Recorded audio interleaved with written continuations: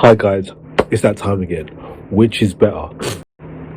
And it will be a Cataclysm special. So if you're into melodic death metal or just curious, then this video is definitely for you. And the two albums we're going to be looking at are Serenity and Fire and Shadows and Dust. Let's get into this. So looking at Serenity and Fire, it is an excellent fusion of classic old school death metal with contemporary melodic death metal elements and a touch of groove, and a great summation of this band's straightforward but unique sound that they do so well. The main thing I appreciate about this album is the main thing you look in most metal albums: the riffs. Even with a strong emphasis towards the groove oriented and end of things, JS riffs are consistently creative and original, avoiding that infamous over reliance on chugging and never feeling lazy or overly simplistic.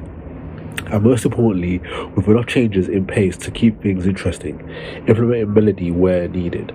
Even the grooviest songs on here, like the crushing Sliver or the pounding The Night They Return, still feature a lot of variety, which keeps things from plodding along like a lot of other bands who do this kind of thing tend to do. On the other end of the spectrum, you got For Our Sins, a extremely fast 6-minute epic that features some of the catchiest riffing on the entire disc. Following the classic Hypocrisy material, Tagren himself even does guest vocals on the album, and to me that's a bonus.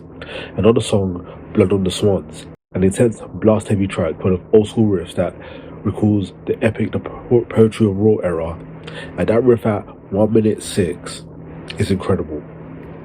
Also worth mentioning are the vocals. This is easily Icono's best vocal performance yet.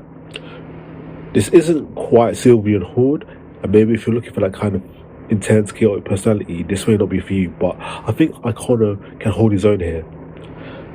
In keeping with the lyrics, which mix the classic apocalyptic themes of old with anti-Christianity and more real-world themes of betrayal, preservation, and personal strength, Icono is a very powerful frontman who has a strong presence when it comes to Cataclysm. In the way that he commands the music through his voice, you can expect deep growls, which he's always been good at, but I think this is the first album where his high vocals were at their full potential. They feel a lot stronger and more confident this time round. Probably the best track on here is the title track, which combines all these elements in a very succinct and appealing way.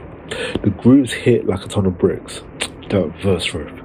The melodies are strong and catchy, yet tasteful, and not to take anything away from the bigger picture. And the chorus is a real chest-pounding anthem.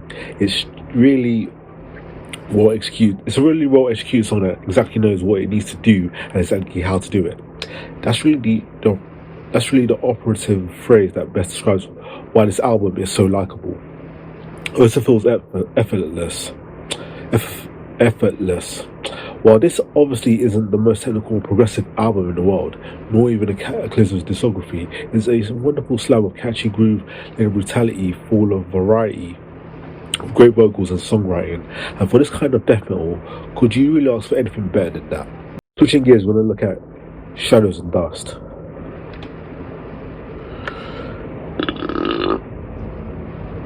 To some fans, Cataclysm are seen as a brutal technical death metal band, but there wasn't a whole lot of anything that I could find on this album that struck me as particularly brutal or technical. Yeah, the drummer can blast me like crazy for long periods of time, but that is probably what makes Cataclysm seem like a brutal death metal band. This album, now, the title track of this album is one of those songs that you just can't skip past. Shadows and Dust maintains the combination of almost Dying Fetus-esque death groove with the right amount of precision heaviness. The title track is one of the highlights of Cataclysm's back catalogue, but another track worth talking about on the album is Beyond Salvation. It has a kick-ass beginning and a catchy-ish vocal hook. The question of whether or not this is Cataclysm's best album will definitely be debated by their fans and many others. But do let me know what you think was the better album in the comments down below. Other than that, thanks for watching, and I'll see you next time.